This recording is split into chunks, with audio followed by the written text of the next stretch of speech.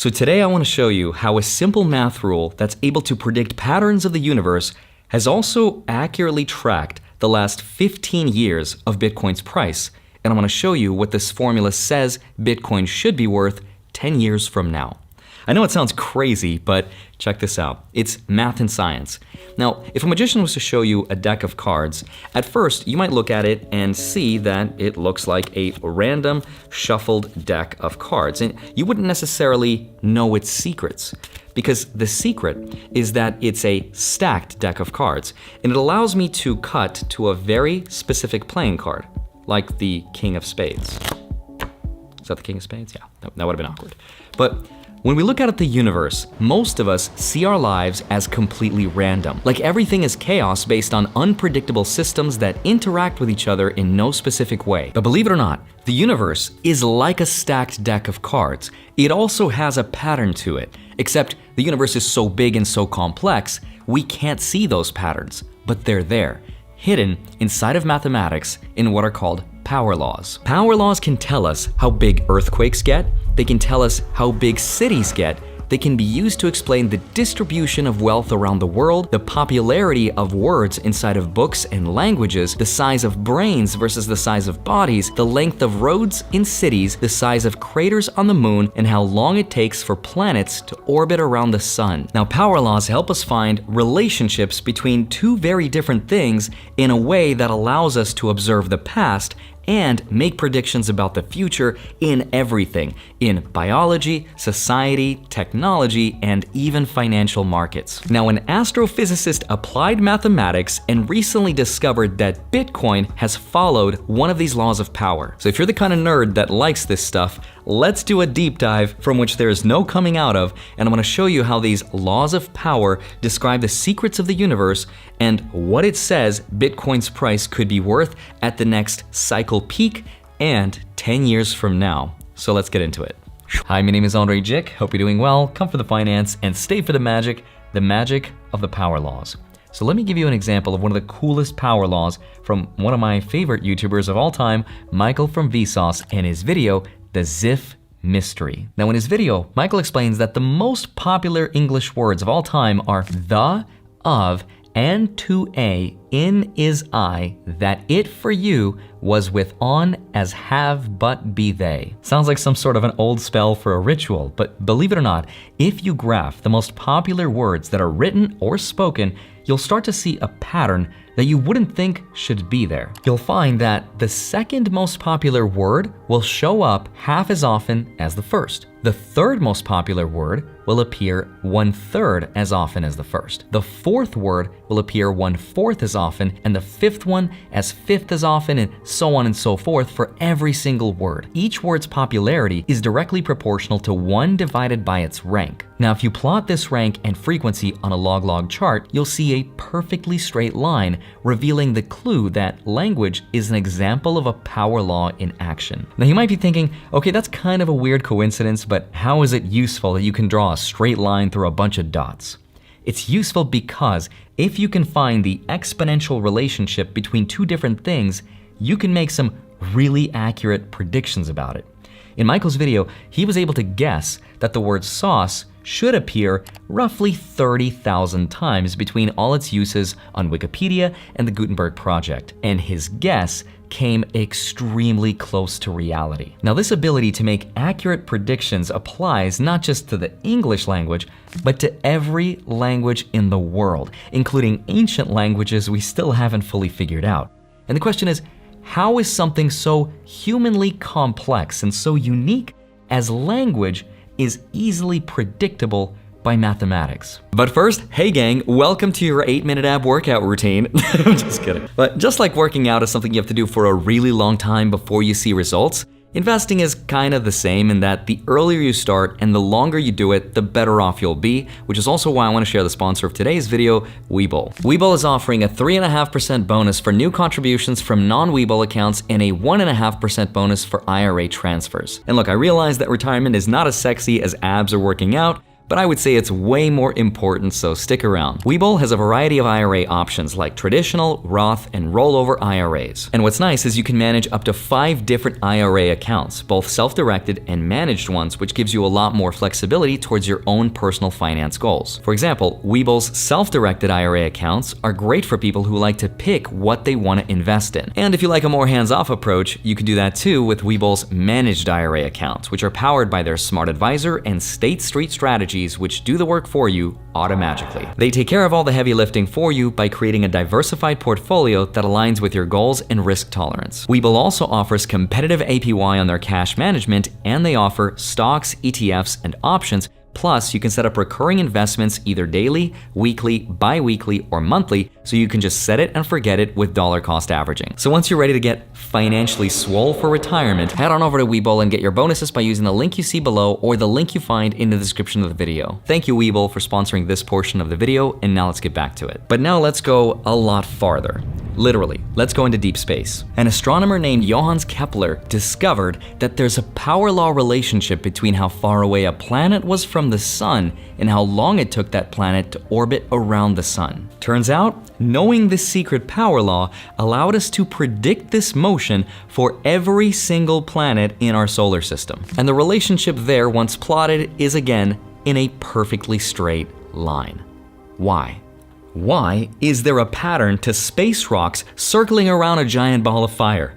Shouldn't it be kind of random? You're probably like, what is this video about? Is this even about Bitcoin? How did I get lost in this YouTube recommended section at 2 a.m.? I promise I'll get to the Bitcoin part and connect the dots. But this is so much more interesting than Bitcoin because it gets even crazier. Almost exactly 414 years ago, in the year 1610, before Galileo found the answer to the question of what was at the center of our solar system and that the Earth orbited around the sun, he had a different question. Why weren't there really big animals? I mean, it's a good question. Like, what's the biggest animal could ever get? And using his early studies of animal data, he found that as an animal doubled in size, its mass increased by a factor of 8 times. And he also discovered that the bone area would only grow by 4 times. He calculated that if a gorilla got 10 times bigger, its mass would go up by 1,000 times, but its bone size would only go up by a factor of 100. So using this power law is how we're able to predict and understand that there's a physical limit to how big an animal could get, and beyond the limit, it would just crush itself underneath its own weight. And that's how we know that King Kong can't really exist, at least not with the gravity that's here on Earth. I mean, he might exist. I haven't seen him. Maybe he's an amphibian. But that's why the biggest living creature that has ever existed in the history of Earth is also underwater, the blue whale. Now, throughout the next few centuries, we keep on discovering these power laws, and 322 years later, in the year 1932, Max Kleiber discovered another power law. It was the metabolic rate, or the energy consumption of living things as it relates to their size. And when mapped out again on a log-log scale, it created a perfect line. Even brain size versus physical size was found to have a power law. And as Michael from Vsauce pointed out, power laws predicted a lot of other things as well, like solar flare intensities, protein sequences, the amount of views a website gets, how strong earthquakes are, how often academic papers are referenced, last names, the firing patterns of neural networks, ingredients used for cooking, the number of phone calls people get, the diameter of craters on the moon, how often people die in wars, chess move openers, and the rate at which people forget. And just in case you need more proof that we live in a simulation world governed by invisibly written laws, there's over 100 power laws that describe patterns in things that shouldn't exist. Patterns in artificial intelligence, astronomy, physics, psychology, biology, meteorology, mathematics, economics, and finance. So then the question is, can this model be used to predict the price of Bitcoin?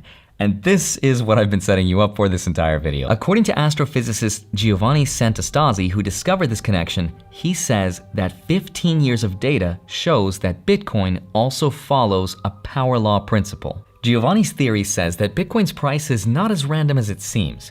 There is randomness to it, but over the long term, Bitcoin's price follows a specific mathematical model. And it's not just a mathematical formula that some guy drew a line through, but instead, it follows a power law that are like the ones observed throughout the universe.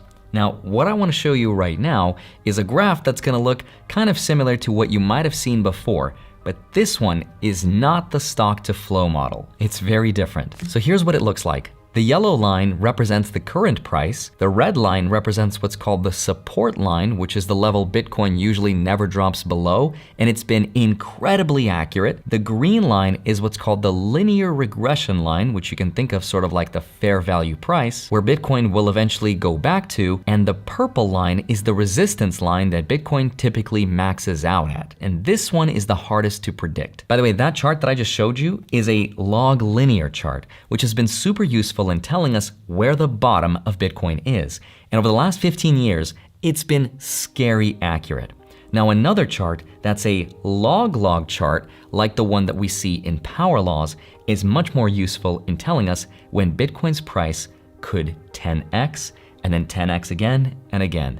So let me show you that right now. The days on the x-axis start from the first block that was ever mined, called the Genesis block, which advances by a factor of 10. And the same is true for its price on the y-axis. And on this chart, you can see just how incredibly linear Bitcoin's growth has been, especially if you remove the outliers. Now, for Bitcoin, these outliers look really big. But the truth is, outliers exist in every system, but with enough data over time, they just become less noticeable. Now, if this sounds extremely confusing, because it does to me, I did get in touch with Giovanni, who has the PhD in astrophysics, who created all these charts and who noticed the relationship of the power law to Bitcoin, and here's what he said. So the beauty of that is basically showing how Bitcoin is scaling up. So this concept of scale. A scale is these changes in order of magnitude, right? So you go from 1 to 10 to 100 to 1,000, right? It is important because Bitcoin went from being basically nothing, literally nothing, or a fraction of a dollar, right? And then it went to $1 and people got excited, and it went to 10 and 100,000, right? So in few years, in 15 years, it went up almost 6 orders of magnitude. That is amazing. Almost, I think actually no assets on earth has done that in the history of mankind, but I know, right? And so it's important to look at the scale. Based on what this graph is showing us on a log scale, yes, what will Bitcoin's peak be at the next cycle? So this is the next peak, right? So here, so I will say close to 200, close to 200. Let's take the worst case scenario that it continues to do this mathematical trend. The peaks are on an exponential decay, so you can calculate what will be the next peak based on that, at least 150,000. So I'm pretty sure of it. And that's in what year? Middle of 2025. And what happens in 10 years? Everybody wants to know when it is a million, right? So let me tell you that it will be 1 million in 2033. So July of 2033. Now, I'm generally kind of skeptical, and I think to myself, but Giovanni, couldn't you draw a line through just about any set of data points? Like if you mapped out gold or the stock market and you drew it on a log scale, wouldn't you be able to draw a line straight through that and find some kind of pattern? Turns out, you can't, and he ran the numbers. Here's gold, for example, over a 35-year period on a log scale. You can't draw a line through it in any linear kind of way that shows a pattern because there is no power law in time here. Also, here's the S&P 500 over a 70-year period. You almost can if you don't start from the beginning, and that might be a function of leaving the gold standard and inflation. But here's the crazy part that I left out. All the lines that you saw drawn in all these graphs were not drawn by human hands.